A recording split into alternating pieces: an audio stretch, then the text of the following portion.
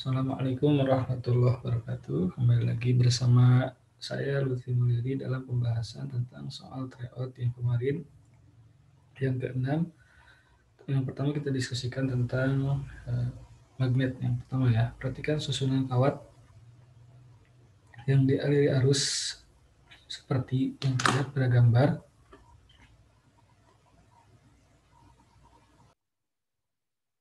Baik, kita lanjut. Jadi maksudnya jika arus yang dialirkan sama kuat, maka susunan kawat yang mempunyai medan magnet di titik pusat lingkaran sama dengan 0 yang mana? Sebenarnya di sini itu kita bisa menggunakan kaidah tangan kanan, ya, yang menjelaskan bahwa apa? Jadi kalau misalkan jempol ini menunjukkan arah arus ke atas ke jempol, nah, ini arah arus I.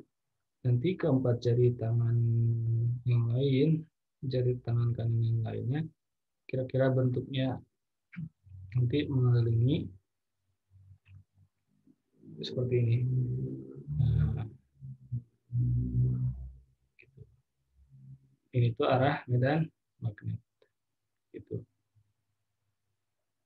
Jadi di mana nih yang nomor satu? Yang nomor satu berarti kan arah arusnya ke atas. Nah, kemudian nanti kalau arah arusnya ke atas berarti di pusat lingkaran, apa yang terjadi di pusat lingkaran itu arah medan magnetnya adalah, ini kalau ke atas berarti arah medan magnetnya itu kira-kira nanti menembus masuk ke, bukan masuk ke layar komputernya, tapi menuju ke arah pandangan kita. Kalau menuju ke arah pandangan kita, berarti yang kita pertama lihat adalah ujung panah ini kan, depannya, kepalanya, bukan ekornya. Ekornya kan biasanya gini, silang. Berarti kalau gitu, yang kita lihat di sini adalah kalau kita pertama kali melihat ujung matanya, ini kan bentuknya titik. Nah, titik gitu. Berarti kita melihat titik di sini. Tuh. Sementara kalau kita misalkan arusnya ke bawah, yang ini, kalau arusnya ke bawah, arusnya ke bawah. Berarti kan kalau arus ke bawah, arah medan magnetnya kemana? Maka arah medan magnetnya akan sebaliknya, yaitu seperti ini. Nah, kalau seperti ini, berarti tadi ini silang gitu ya. Maka di sini kita melihat apa kalau di sini? Kalau di sebelah kanan arah arus ini, kita melihat depannya dulu kan, depannya dulu, kepalanya dulu, berarti melihat titik di sini. Nah, berarti kalau di sebelah sini, kan panahnya udah bergerak ke atas ke sana. Berarti yang kita lihat adalah silang kalau di sini. Kalau di atas sebaliknya, di sini kita melihat titik, ya enggak? Karena di sebelah kiri arus ini, yang kita lihat pertama kali adalah kepala depannya. Nah, sementara di sini, yang kita lihat adalah tanda silang. Oke, kalau gitu bisa kita jawab yang nomor satu nih. Kalau arah arusnya ke bawah, berarti apa yang terjadi? Arah arusnya ke bawah di sebelah kirinya itu apa? Kalau arusnya ke bawah, yang kita lihat di sini adalah sama titik juga, ya enggak? Di sebelah kiri, di sebelah kanannya adalah titik. Nah, titik-titik ini artinya maksudnya baik medan magnet yang dirasakan akibat tanda arus sebelah kiri maupun sebelah kanan itu sama-sama menuju ke arah pandangan kita. Yang kita lihat adalah tanda panahnya, berarti nggak saling menyedakan dong. Kalau gitu jawabannya ini salah. Oke, yang nomor dua kita lihat. Kalau yang nomor dua kita lihat nih, di sebelah kanan, dari sebelah kanan arus ini kita melihat apa? Silang ya, silang. Sementara di sebelah kiri panah ini kita melihat apa? Titik. Ya nggak? Titik. Silang dan titik karena arus mereka sama kuat, berarti medan magnet yang dirasakan yang diakibatkan oleh keduanya juga sama kuat. Kalau gitu jawaban ini benar. Nah, lihat yang ini cuma ada arah satu arus, kita lihat ya, satu arus. Di sini apa yang terjadi di pusat ini?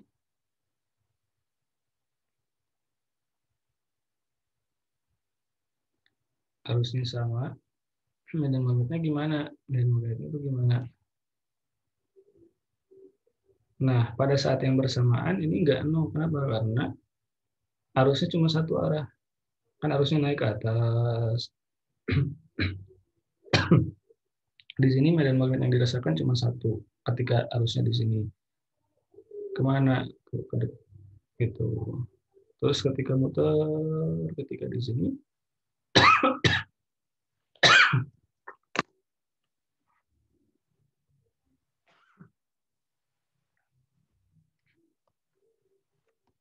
sorry. Nah, ketika di sini apa yang terjadi?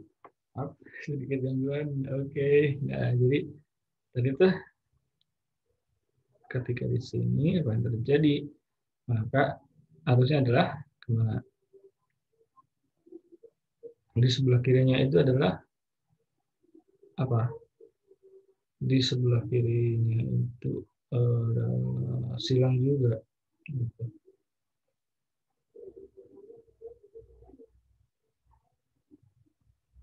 Oh, sorry. Maksudnya di sebelah kirinya itu kita lihat sama gitu ya. Nah, tapi ini maksudnya nggak dalam satu waktu bersamaan, nggak ada dua arus. Berarti kalau nggak ada dua arus ya udah ininya berarti nggak bisa saling menggunakan. Ini juga sama nomor 4 juga. Berarti kalau gitu jawabannya nomor 1 tuh 2 saja. Oke. Oke. Ya, kita lanjut ke soal berikutnya.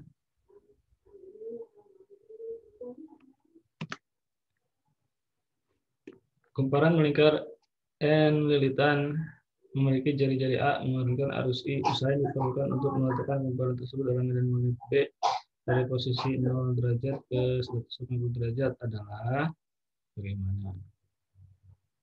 Nah, itu kita menggunakan persamaan usaha. Usaha itu sama dengan, kalau dalam hal ini, N kali Nabi sin theta itu. Nah, karena sin tetanya ini dari usahanya itu dari 0 hingga 180 derajat. Berarti kita integralkan dari 0 sampai 180 derajat. Sama dengan apa? N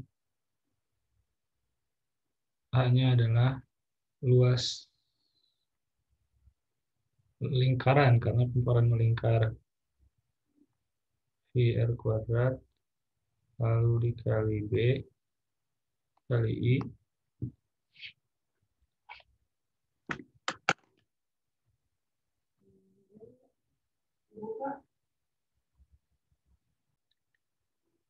oke. Nah, ini berarti dikali apa? N VR kuadrat kali B kali I kali integral dari apa? Integral dari sin theta. Integral dari sin adalah min cos ya. Min cos theta. Nah, tetanya dari 0 sampai 180 derajat. Nah, sekarang negatifnya bisa kita keluarin dulu. Negatif minus N pi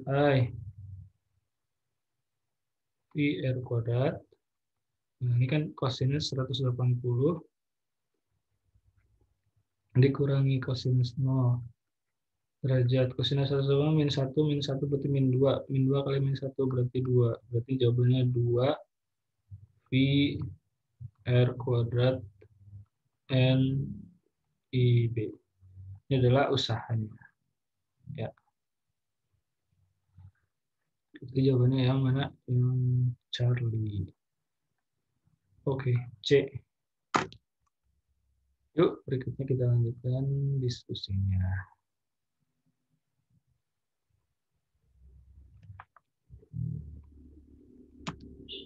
Dua buah kawat listrik yang amat panjang diletakkan dalam posisi sejajar satu sama lain pada jarak D.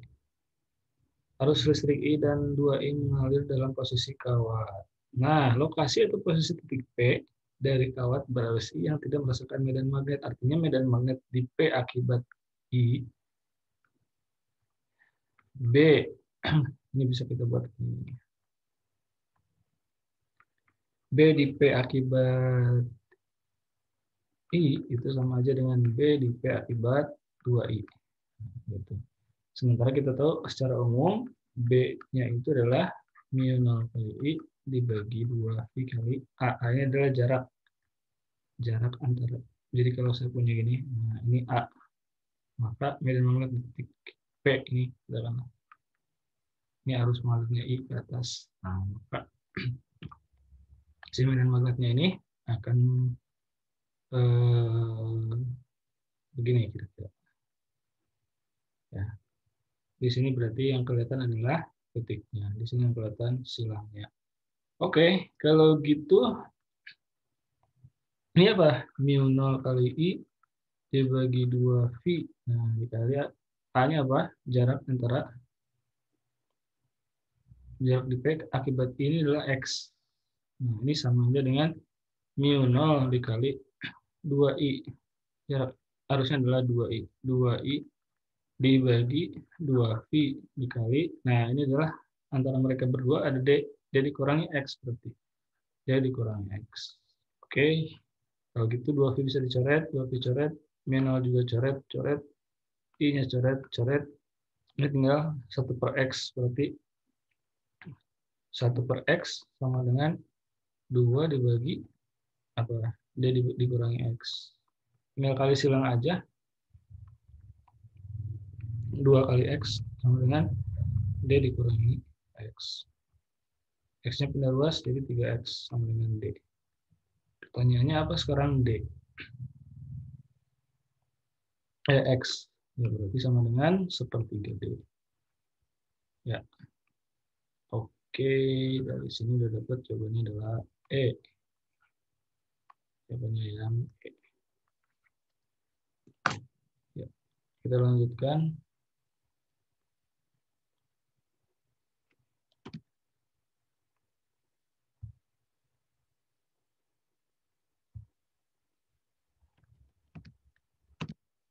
Bahan ferromagnetik merupakan bahan yang memiliki kuat medan magnet yang paling kuat. Betul.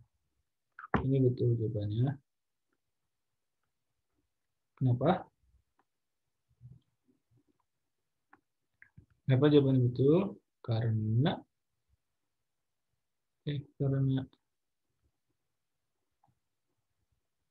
betul, karena di sini sebab dalam bahan ferromagnetik terdapat banyak elektron yang tidak berpasangan. Betul. Pernyataan benar, alasan benar, dan ada hubungan sebab akibat alias nyambung, jawabannya A. Kalau nggak nyambung, jawabannya B. Oke, kita lanjut.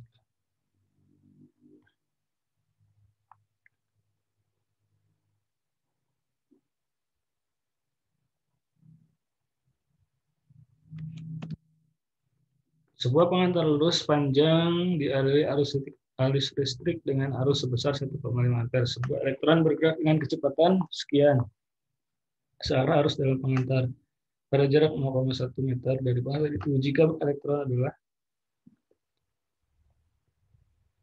nah ini gini seperti tadi juga. Misalkan saya punya arus pengantar arus lurus itu dari arus listrik I sama dengan 1,5 ampere searah arus dalam pengantar. Nah, pada jarak 0,1 meter dari pengantar itu, sebuah elektron bergerak dengan kecepatan searah arus, seperti ada elektron kira-kira gini. Kecepatannya ke atas. Nah, berapa sih kecepatan elektron? Itu adalah 5 dikali 10 pangkat 4 ya, meter per sekon. Searah arus pada jarak 0,1 meter dari pengantar. Jadi jaraknya katanya 0,1 meter. 0,1 meter. Jika muatan elektron itu adalah Q elektron minus 1,6 kali 10 pangkat min 19 kolom, maka gaya yang dialami oleh elektron adalah berapa? Ada gaya apa di sini? Kan kita punya medan magnet nih, ada Q, V, B. B-nya adalah kita punya persamaan B sama dengan mu nol I dibagi 2 V kali A. Ya, kita bisa menggunakan persamaan gaya Lorentz, teman-teman. Gimana caranya?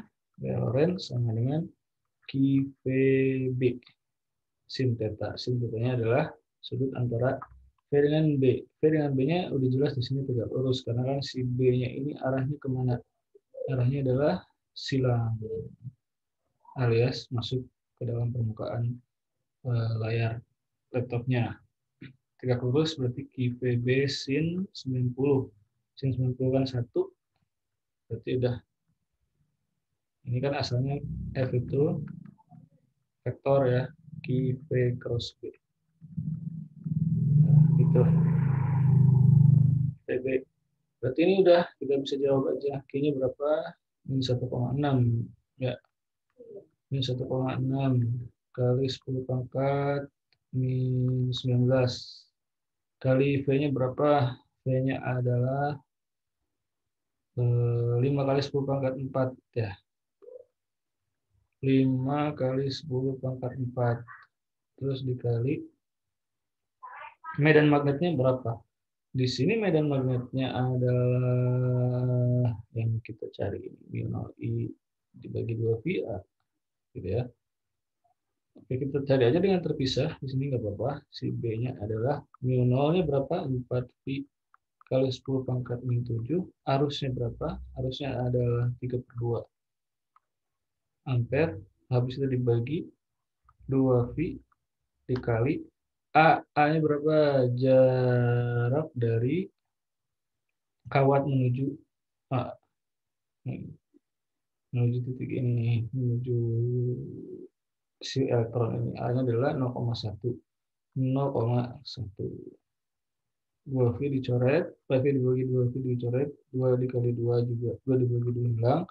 Habis itu berapa ini? Sama dengan 3 kali 10 pangkat min 7 dikurangi min 7 dikurangi min 1 berarti min 6. 3 kali 10 pangkat min 6 dan itu satunya Tesla. Oke. Nah, tinggal kita masukin aja berarti di sini dikali 3 dikali 10 pangkat min 6. Oke, berarti gayanya berapa? Nih 1,6 dikali berapa? 16 kali 5 80 240 lah ya. 240 itu tanpa koma kalau udah koma. 240 angkanya 24 yang ada angka 24 ini 2,4. Ini kan 240 itu dikasih koma berarti 24. 24 kali 10 pangkat berapa? Min 25 tambah 4 min 21. 24 kali 10 pangkat min 21 atau 2,4 kali 10 pangkat min 20. Karena gaya satuannya Newton. Jadi jawabannya yang B. Oke, itu kira-kira. Ya, kita lanjutin. Nah, sekarang induksi elektromagnetik. Jadi, berikutnya kita punya persamaan gini. Sebuah kumparan yang hambatan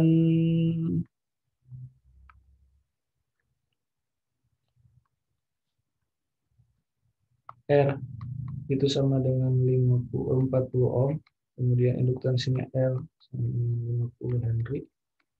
Ya, arus dengan besarnya bergabung menurut persamaan I sama dengan 0,18 kalikan sin 120 VT.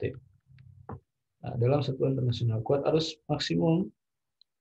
induksi maksimum yang timbul pada kumparan tersebut adalah, maka I induksi sama dengan minus L dibagi R kalikan DI dibagi DT. Oke, ini tuh sama dengan L per R. L-nya apa? Minus dari 50 dibagi 40 dikalikan turunan dari apa? Ini I-nya adalah 0,18 sin.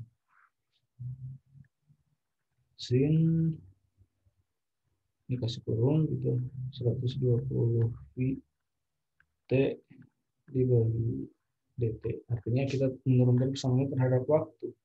Itu jadi apa? Jadi minus 5/4 dikali turunannya apa? 6,18 kali 120 V cos turunan sin adalah cos 120 VT. Udah. Nah, kalau maksimum berarti I induksi maksimum kalau kosinus 120 VT ini sama dengan min 1. Atau I induksinya sama dengan, ini kan supaya jadi negatifnya hilang, berarti 5/4 dikali 120. 120 bagi 4 berapa? 3. 120 dibagi 4 3. 30 kali 5 150 kali 0,18 15 kali 18 berapa? 40. 8 tambah 4 12. 1 kali 5 1 kali 1 1 berarti 27. 270. 270. Nah, ya berarti ini kan tadi ya 0 ini jadi 1,8. 1,8 ya betul sekali, jadi jawabannya adalah 27 V ampere. Jadi jawabannya yang mana? Yang D.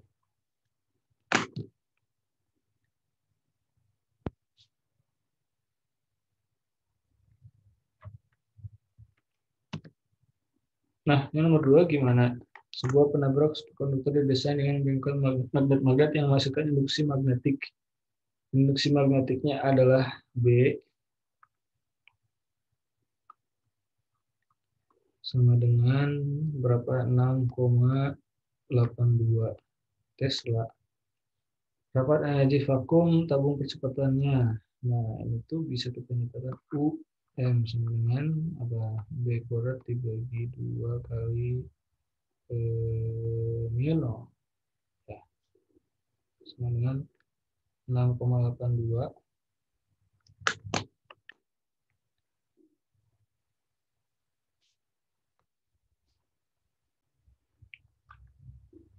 Baiklah, jadi sini kan ada B-nya berapa? 6,82 kuadrat ya. Berarti 6,82 dikali 6,82, habis itu dibagi 2 kali mu-nya adalah 4 kali V. V itu adalah 3,14 kali 10 pangkat min 7.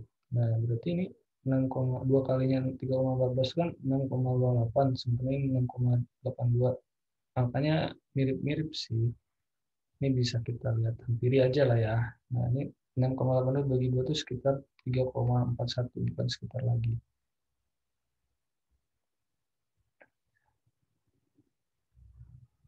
Sorry, 2 ya, ini 6.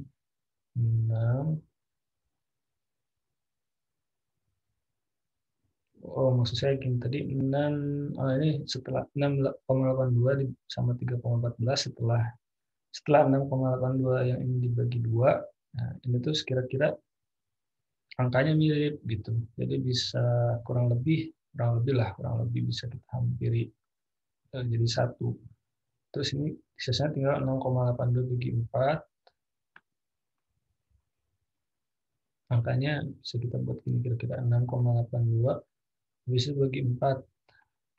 Nah, terus ini kali 10 pangkat 7 di bawah berarti kali 10 pangkat 7. Berarti 6,82 dibagi 4 itu berapa? Sekitar lah ya, sekitar 16 kali 4 kan 64. Berarti angkanya itu sekitar 16 kali 10 pangkat 7 atau 1, ya 16 Ya, jadi jawabannya itu sekitar jawabannya adalah 15,7 yang paling mendekati angka 16 tuh ya. Berarti jadi 15,7 megajoule per meter kubik. Angkanya kira-kira nggak perlu kita hitung semuanya. Jadi yang kira-kira jawaban yang mendekati aja. Ya, oke. Yuk kita lanjutkan diskusinya. Suatu kumparan datar persegi panjang berukuran 2 cm kali 3 cm, kemudian panjang lilitan luasnya adalah 2 kali 3 cm persegi, nah, atau 6 cm persegi itu 6 kali 10 pangkat min 4 meter persegi. Di situ ada jumlah lilitannya adalah 60 lilitan. Dihubungkan ke sebuah galvanometer mengukur kuantum listrik, hambatan lokal rangkaian R lah ya. Itu sama dengan 100 ohm. Nah, kemudian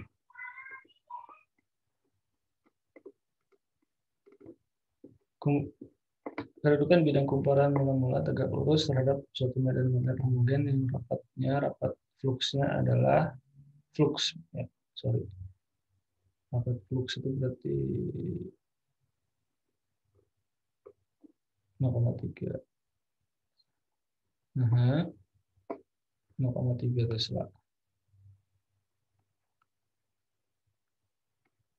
Muatan listrik yang akan ditunjukkan oleh galvanometer jika kumparan diputar 90 derajat, artinya dari 0 hingga 90 diputarannya. Kita punya persamaan apa? Epsilon sama dengan minus N d flux dt. Epsilonnya kita kali silang jadi epsilon dt sama dengan minus N d flux. Fluxnya adalah BA cosinus theta gitu ya. Kemudian ini P-nya adalah I kali R. I kali R kali dt sama dengan minus N. Ini kan semuanya konstan, B sama A-nya berarti NBA. Nah, karena perubahan bisa kita buat jadi delta T, ini delta cosinus theta. Jadi begitu. Ini R hambatan. Yang ditanyakan adalah I kali delta T ini apa? Muatan. Karena kan kita punya arus itu sama dengan muatan persatuan waktu Q per T atau Q per delta T bisa. Ya. Q per T. Nah, di sini ada delta T. Bisa kita buat waktu. I kali T, I kali delta T itu sama aja dengan muatan yang dicari. Berarti Q sama dengan minus NBA dikali delta cosinus theta dari berapa? Dari 0 hingga 90 ya. Dibagi R gitu. Berarti minus N-nya berapa? N-nya adalah 60. B-nya adalah 0,3. A-nya adalah 6 kali 10 pangkat min 4. 6 kali 10 pangkat min 4. Habis itu cosinus 0 hingga 90 itu berarti cosinus 90 dikurangi cosinus 0. Nah, habis itu semuanya dibagi R. R-nya berapa? Bagi 100 ya. Sama dengan, oke. Nah, cosinus 90 kan 0 dikurangi 1, min 1. Sehingga ini min 1 sama min 1-nya menjadi saling buat positif. Oke. Ya udah, berarti ini berapa? 36 kali 3. Berapa? 36 kali 3. 18, 108 ya. 108 berarti udah. N-nya udah. Pastiin lagi B-nya ini 0,3. Kemudian A-nya adalah 6 kali 10 pangkat 4. Kalau sudah, berarti 36 kali 3, 108. 108, 10 kali 10 pangkat berapa? Kali 10 pangkat berapa ini? Min 4.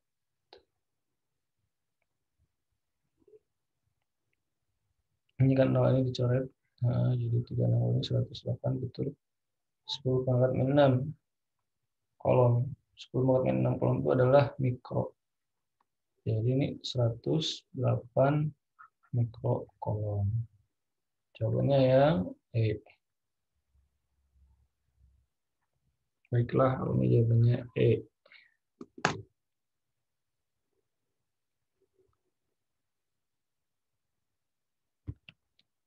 Jadi kita lanjut sekarang yang berikutnya, sebuah kawat melingkar dengan hambatan 8 ohm.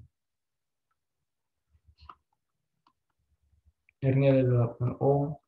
Dinyatakan dalam flux medan magnetik yang berubah terhadap waktu dinyatakan dengan flux sama dengan 2T dikurangi 6, semuanya dipangkatkan 3. Dengan flux dalam lebar dan T dalam sekuan arus yang mengalir dalam kawat T sama arus yang mengalir dalam kawat saat T sama dengan 5 second.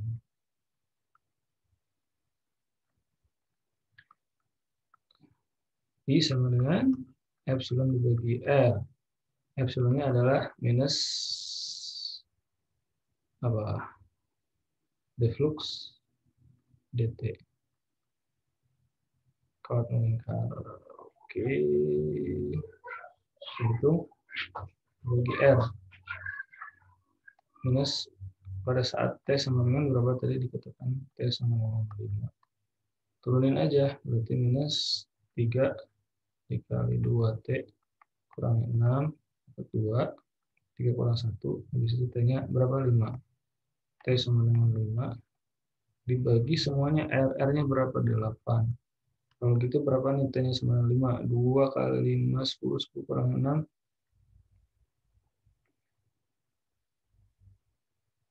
Iya, 10 kurang 6, 4 kuadrat, 4 kuadrat 16 bagi 8. Sekali lagi, 2 dikurangi, 2 kali 5, 10, 10 kurang 6, 4 kuadrat 16, 16 bagi 8, 2 kali 3, jawabannya 6. 6 ampere. Ya.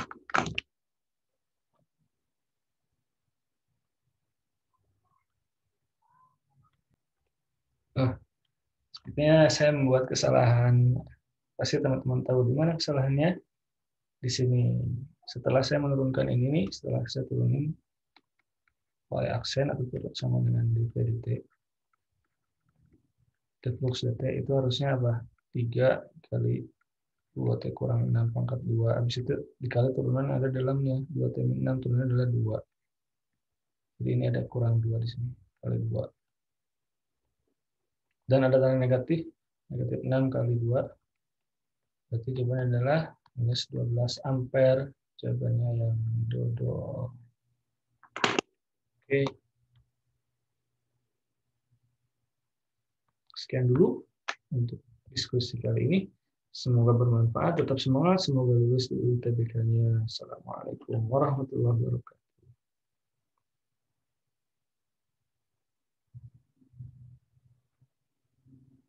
Oke. Terus